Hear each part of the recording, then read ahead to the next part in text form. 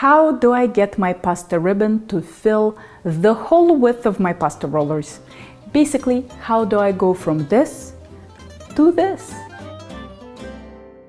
I get this question a lot, both in my classes and on YouTube. And today we'll put you in complete control of your pasta ribbon.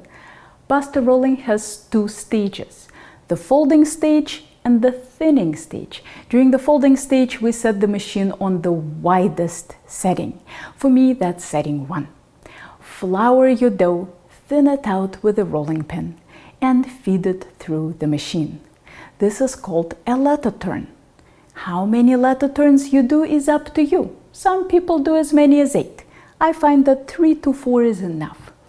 There are several reasons we do this laminating step. It gets rid of air bubbles in the dough. It makes the final texture more toothsome. And finally, it allows us to control the width of the pasta ribbon. The first few times you do the letter turn, you don't need to worry about the width. See, mine is skinny too. Now, I'm on my last letter turn, and the width starts to matter. If I fold my ribbon as is, I'll get a narrow package. If only I could get my ribbon to be longer, I could get a wider package. And you know what?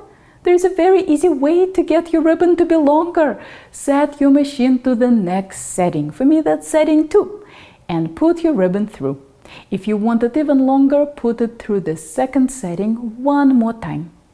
And look what we've done. We ended up with a ribbon that is long enough to give us a wider package after the letter turn. If it's not quite there, roll it out a little wider with your rolling pin. Don't forget the flour.